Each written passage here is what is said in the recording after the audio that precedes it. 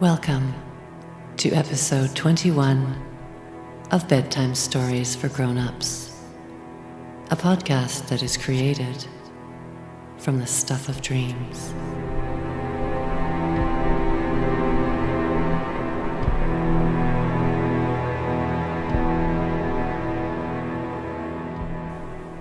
Once upon a time, if you were lucky, someone told you bedtime stories.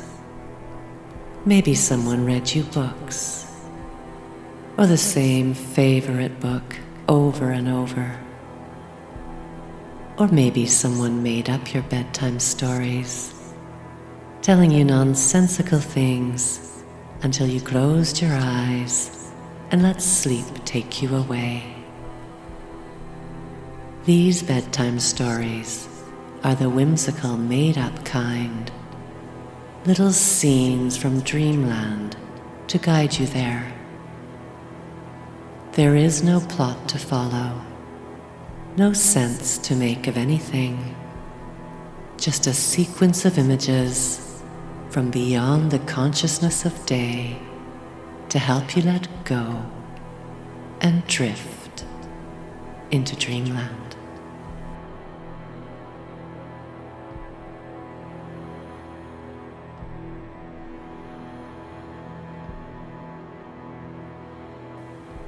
We are in Scotland, in a magical place called Nairn. We are getting pulled in a sled across a frozen lake. It is easy going at first, but it gets more difficult as the snow gets thicker and heavier. We stop near an outdoor gallery to look at the colorful abstract paintings on exhibit, lit up by the sun reflecting on the sparkling snow. There are some handsome and friendly Scotsmen here. They are explaining the pronunciation and meaning of certain place names. And then we notice that there is some other species also present here in this place. This other species is somehow involved with the art exhibit. We are not even sure if they are of this earth. The other species is demonstrating great empathy and the ability to understand us without using language. Now they are sliding some special tools down a tube for us to use. And then we are back on the sled. We are sitting still, though somehow we are also gliding quickly across the lake. We are moving rapidly through space, and nothing is pulling us this time.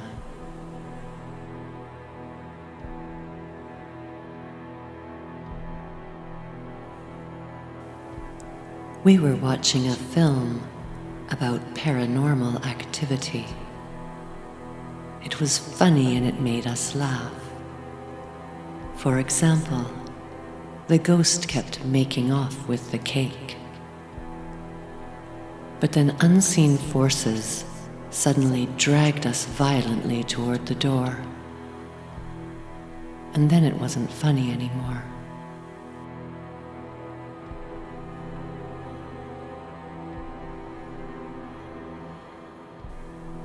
We are wandering around, looking at the exhibits in a gallery.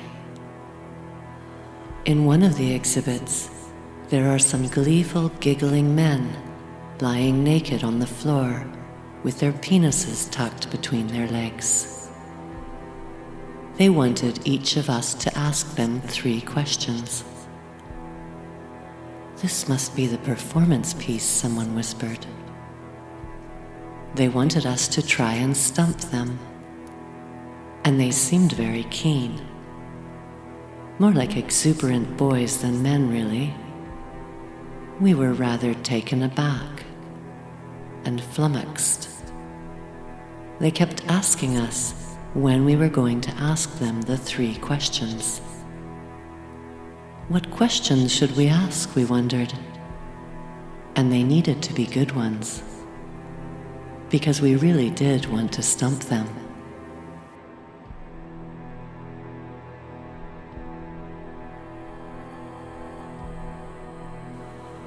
We are at a wedding. A lot of people are getting drunk, and it is getting quite rowdy. Someone is giving a speech, and he can't seem to remember the name of the bride.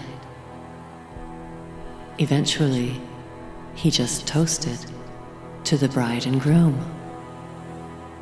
For a while, none of us can remember the name of the bride. And much later, we all remembered her name.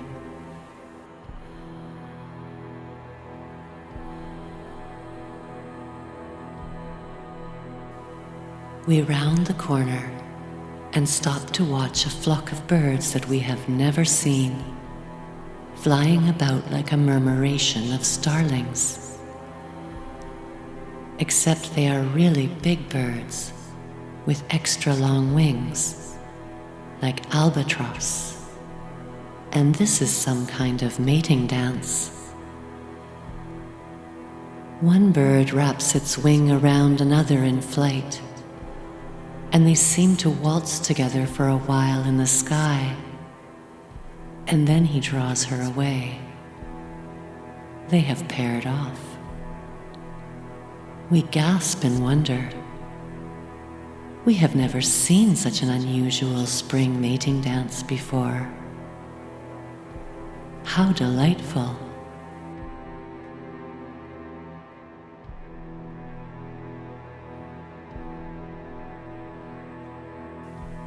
We are on a large old ferry boat on a lake. Look at those enormous fish. Are they sturgeons? In the middle of the lake, the boat starts to sink bow first into the water. Oh no, what is happening? It seems like there is something pulling us down from below. Somehow the boat bounces back, and the captain manages to turn us around. We are making our way back to the dock. There is a strange creature in the water. It is swimming along beside us and raising its head out of the water. It looks like the Loch Ness Monster. But it is not a monster. It is really quite sweet, like a giant swimming herbivorous dinosaur, or maybe a dragon. His big head looms over us, and we are actually able to pat him. And he seems to like that. He blinks contentedly and nuzzles us like a friendly horse.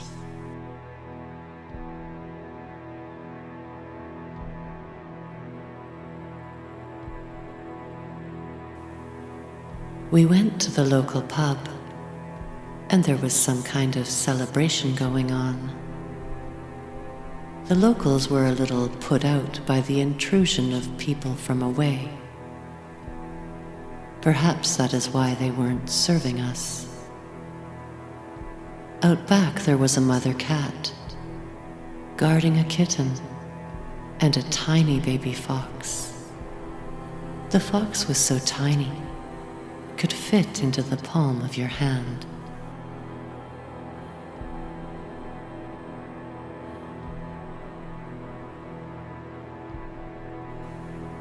We are in the company of giant white whales. We are not sure if they are swimming through the water or through the air. But now there are large mud-dwelling fish in our house. Dogfish and nurse sharks. They must have come in with the flood.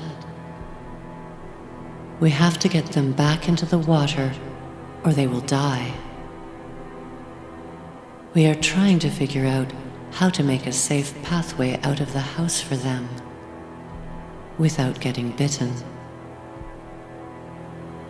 There is a small gecko scampering about on the walls, hiding behind paintings. A large bullfrog grabs it and squeezes the life out of it for no reason. That was mean. That bullfrog is a bully.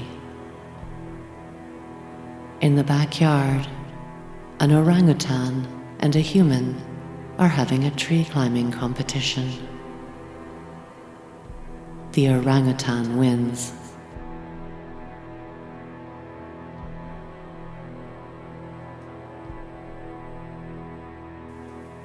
There are horses everywhere. Look, there is one swimming in the water. He's diving under and frolicking. We didn't know horses could swim underwater.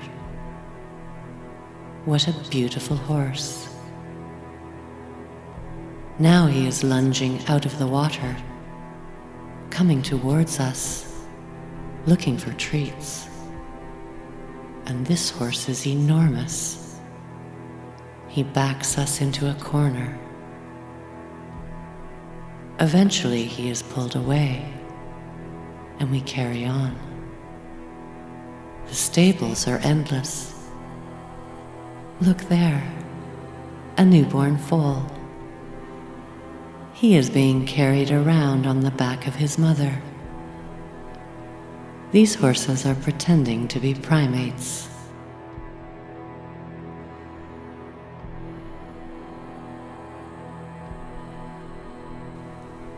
There is a wild storm blowing in. We go out on the roof in the howling wind, and a helicopter blows over our heads sideways. It is going to crash, but it seems to recover and rights itself again. There is too much activity going on in the port. The boats are coming dangerously close to each other. There is going to be an accident. Someone launched a missile at a military facility, but it hit a shelter for battered women instead. What have they done? We are sobbing now.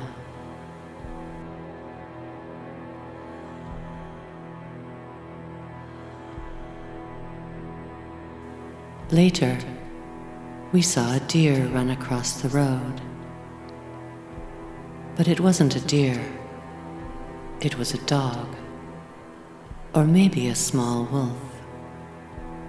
Whatever it was, it started following us. This one is looking for food.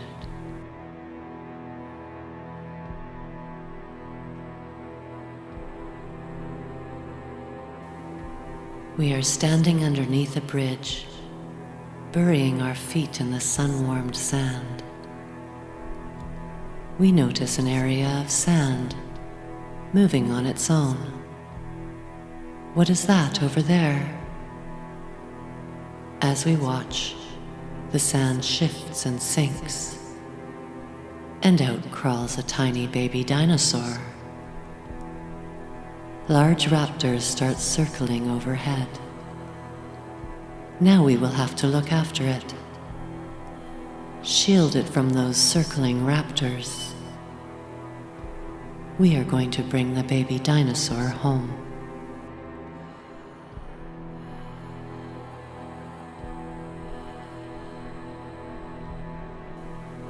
We heard a child whisper, "My parents killed me. They buried me," he said. He had bleeding wounds on his palms. Where did they bury you, we ask. But by then he is gone. We really should have asked him his name.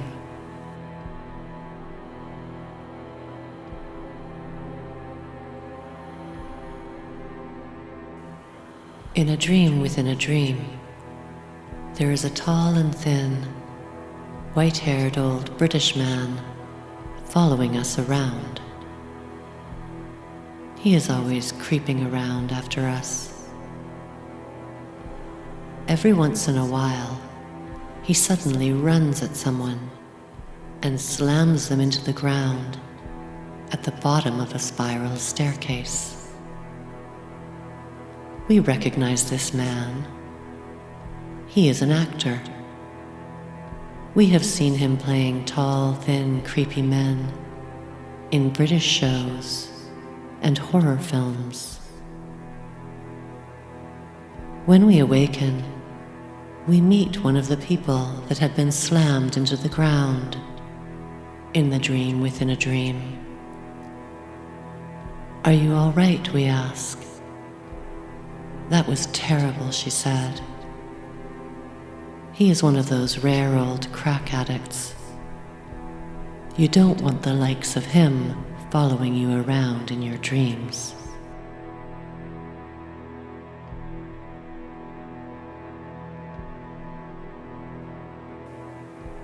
We know a woman who can no longer speak.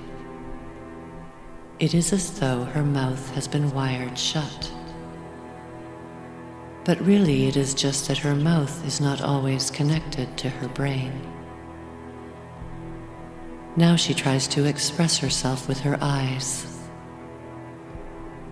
But details can be a little problematic.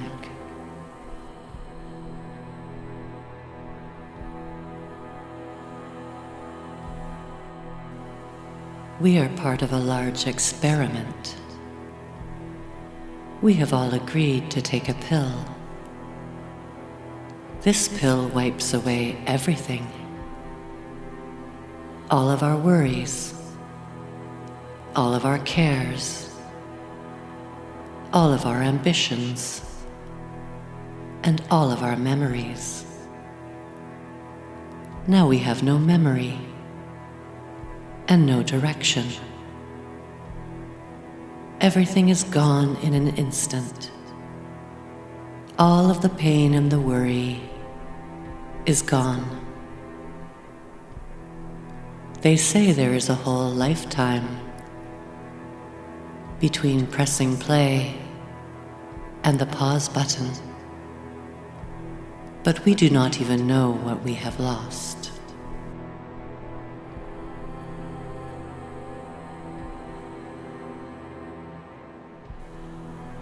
Isabella has been trying to tell us something.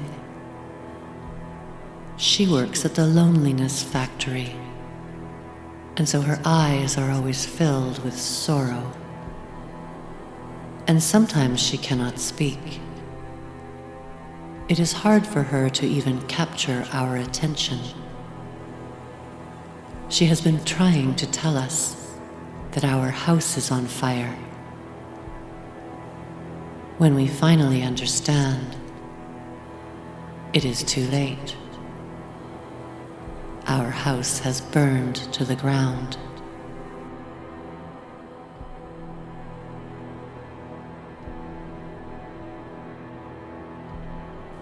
Sometimes when we dream, we are in fact inside someone else's dream. We are the flickering light, following everything from the shadows. And if we ever meet again in the light of day, we might recognize each other, but we won't know why.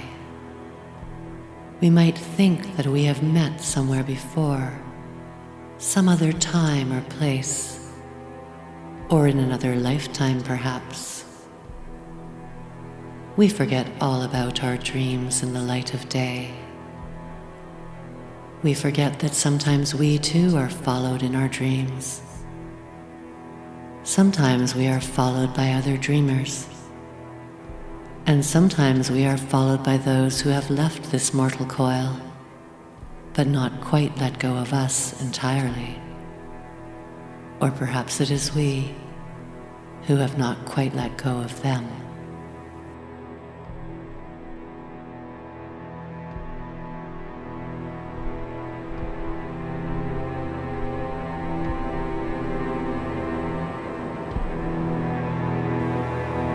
Thank you for listening. Sweet dreams.